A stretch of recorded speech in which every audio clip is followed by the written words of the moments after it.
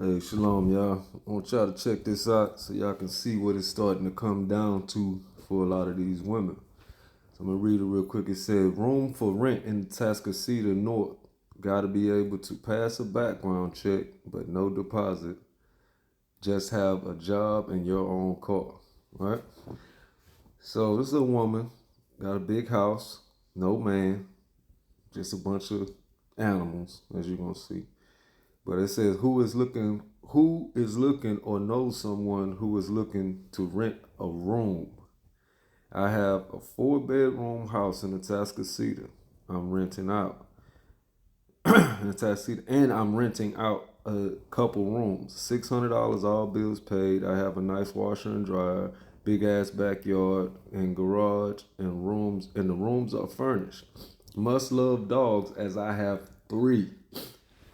All right, this is what it's really coming down to, and a lot of women don't understand how dangerous this is. This is dangerous as hell. You trying to rent out a few rooms. Now, that means you're trying to rent out them individually. Meaning, you're going to have different sets of people in the house that you don't know. You asking random people, not family members, not people you know.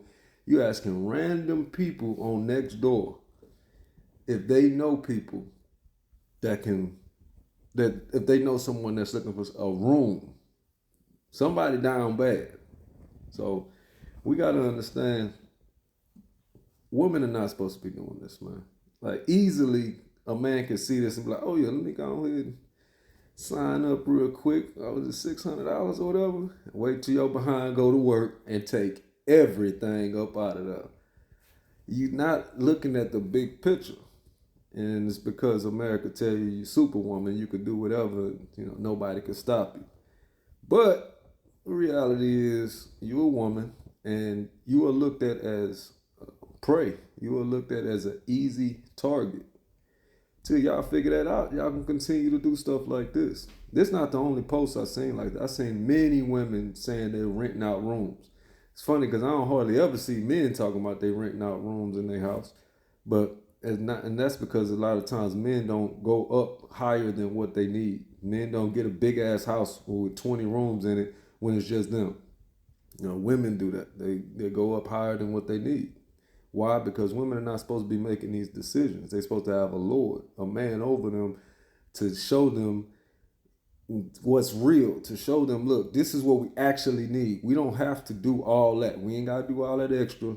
All we need is this. Without that, it's just like kids in a candy store. How much can I get? Okay, I want to get as much as I can. How big can I afford? Okay, let me get that. Then when the money starts slowing down and they start doing stuff like this, who's looking for a room to rent? This is the most dangerous thing a woman could do in her life is rent out rooms in her house to strangers. Talking about a background check. With the background check is not gonna help. Understand, men don't give a damn about no background check. You pass the background check and get up in there and still take everything from you.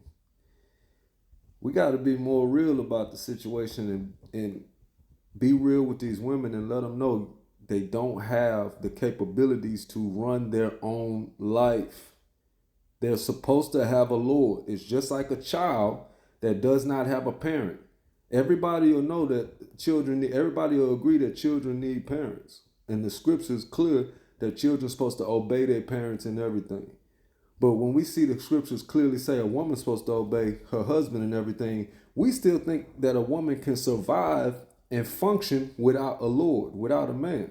It's the exact same thing as a child trying to function and survive without a parent. Everything's going to be out of order. Nothing's going to be the way it's supposed to be because the person that's supposed to set the order is not there.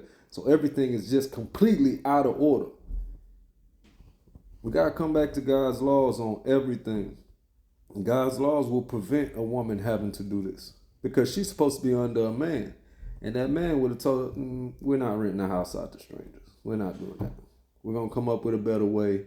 We'll downsize if we need to, but we're not going to rent the house out to strangers. That just don't make no sense.